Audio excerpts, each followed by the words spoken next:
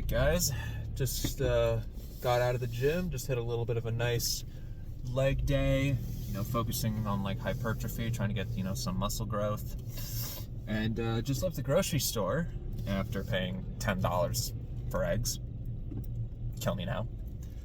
But I wanted to talk a little bit about something I've observed really. I've been observing this for a while, but I've really noticed it recently. And that's the reality that more often than not, doing the right thing is hard. It's hard to do. It's not the easy way out. It's the difficult way out. 90% of the time, it's the one you're not going to want to do. But I'm still going to do it anyway. I'm still going to choose to do the more difficult thing just because it's the right thing to do.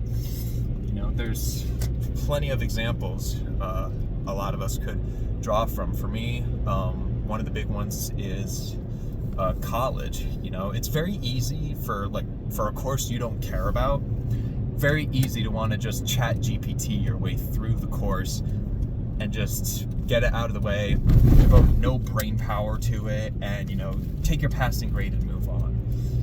But for me, at least personally, I don't feel like that's right.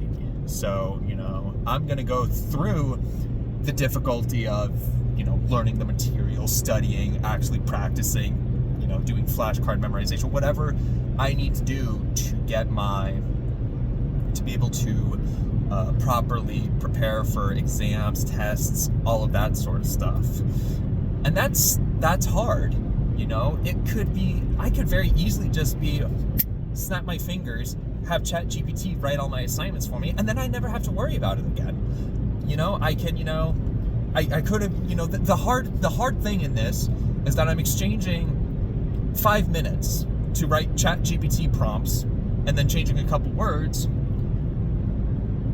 And I'm exchanging that for many hours of studying, test preparation, making sure I understand the material, asking questions, actually, in some cases sweating and trying to figure out, really struggling through concepts if it's, a concept I'm struggling to understand.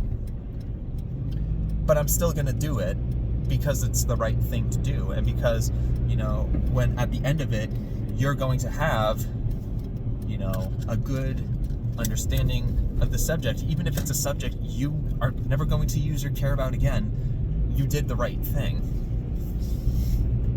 And I think there's a lot of areas in our life where we can see that happening, where we can see that play out. There's, examples of, doing the right thing for someone like me who is religious. I'm a practicing Christian, might be, waking up and studying my Bible and praying and reflecting on that. It's the right thing to do, and it's something I want to do, but that doesn't mean it's not hard sometimes. If I wake up and, my day is absolutely packed, I gotta go, I can't do it, I don't got time for this,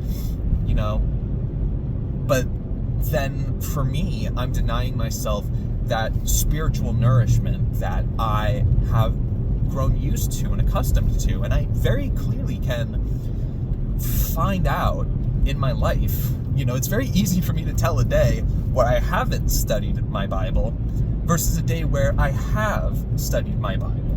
A lot, this concept God talks about a lot is, how faith is food for your soul. We need food for our body, but there's also, food for our soul that we need. And I never really got that until I really started studying my Bible, because then days that I wasn't studying, I was like, holy crap, I feel different. And, that's also with prayer and stuff like that. So that's one area where, doing the right thing can be hard, but I'm still going to do it anyway. Another area where doing the right thing might be difficult is, you need to take care of your body. You need to eat healthy. So that means, what does that mean? You're not going to go out and buy all these, expensive foods and, go pig out. You're going to do the right thing by cooking meals at home, not spending all this money, or eating all this junk food. That can be difficult because sometimes you just want to pig out, but you know what you want, and it's the right thing to do. It's hard, you're gonna do it, but you do it anyway. And I think one that a lot of young men, myself included, but I think a lot of young women might also be struggling with this too, is this the hypersexualized society we live in,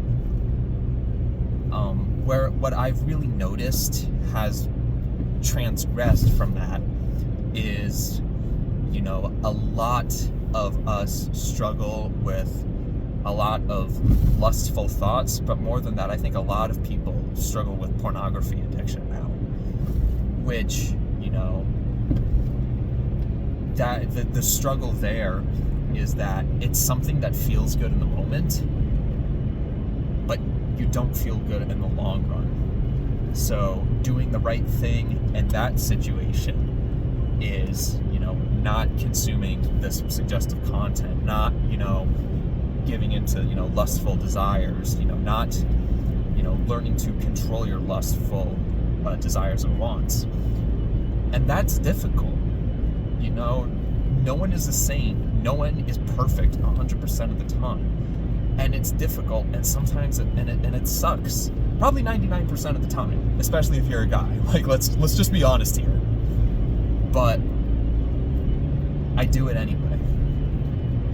Not because it's easy, but because I know it's the right thing. And because I know I'm going to feel better as a person. And I know that it helps me not have, anxiety. It doesn't help me with all of these things. So, yet again, it's another case where doing the right thing is hard. But I'm gonna do it anyway. I think a lot of us, we really struggle with that, especially in our world, the world we currently live in, because we never really needed to suffer or struggle. It's very easy to have a semi-comfortable life without, all of the struggle or the difficulty. Is it going to be, the best life you've ever had? No, but it's enough where you don't feel this explicit desire or need to keep going. And I think, that's where some of that struggle comes in, because a lot of cases we know, there's something we should be doing, something that is the right thing for us, the right thing, whatever that may be in the moment, whether it's fitness, whether it's eating healthy, whether it's, whatever it could be. But we choose not to do it because it's the hard thing to do. We as humans, we take the path of least resistance. And motivation isn't going to save you. It's not going to save any of us. The only thing that saves us from that path of least resistance is when we make conscious choices to do the hard thing. To do the thing that sucks, but we know is good for us in the long run. I know a lot of people these days are going on about instant gratification versus delayed gratification. They overcomplicate it. The core thing is, doing the right thing 99% of the time is the thing that sucks. It's the thing that sucks in the moment. Do it anyway. It's that simple. You wake up, you don't want to get out of bed. You get out of bed anyway. It sucks, but it's the right thing to do. You can very easily skip breakfast, or eat an unhealthy breakfast, or go to McDonald's. But you don't. You cook a breakfast, and you eat it, and it sucks, because it's time you have to spend cooking. But you do it anyway. You work out, not because it's fun. Well, no. That's not the right word. fun is not the right word in this situation.